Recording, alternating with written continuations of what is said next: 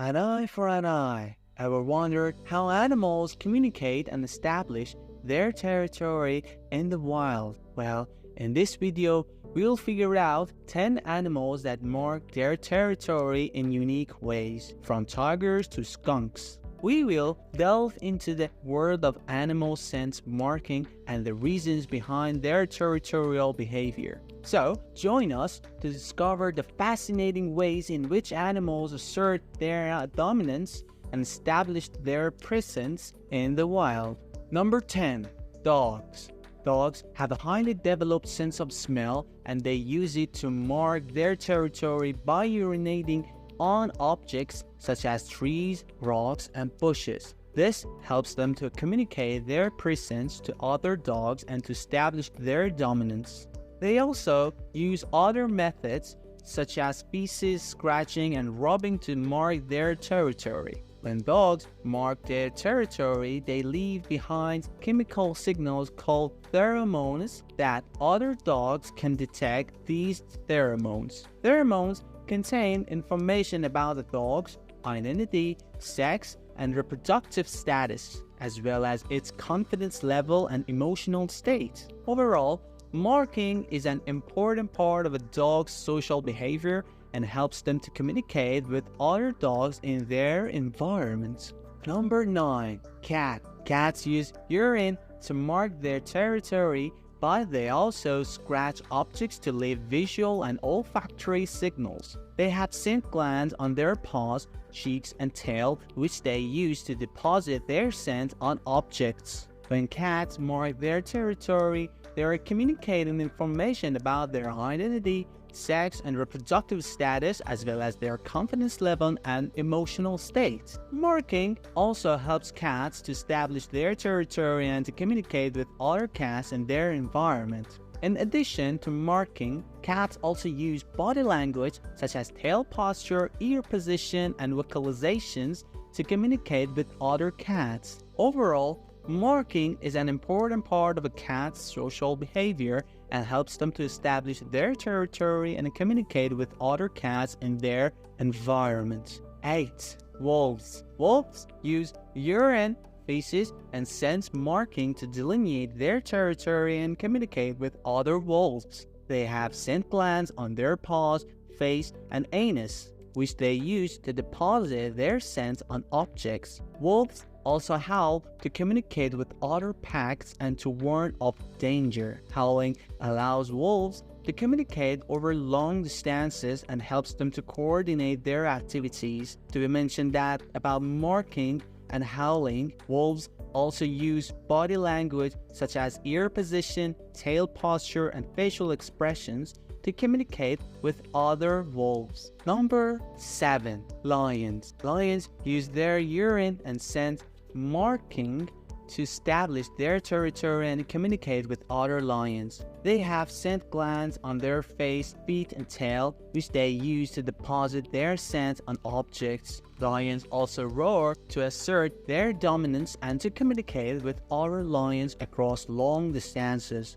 Roaring is a very loud and powerful sound that can be heard up to 5 miles away. In addition, lions also use body language such as tail flicks, ear position, and facial expressions to communicate with other lions. Number 6. Tigers. Tigers use urine, feces, and scratching trees to mark their territory and communicate with other tigers. They have scent glands on their face, feet, and tail, which they use to deposit their scent on objects. Tigers also make vocalizations to communicate with other tigers. For example, they may growl to warn of danger or make a chuffing sound to greet other tigers. In addition to marking and vocalizations, tigers also use body language such as tail and ear position and facial expressions to communicate with other tigers. Number 5.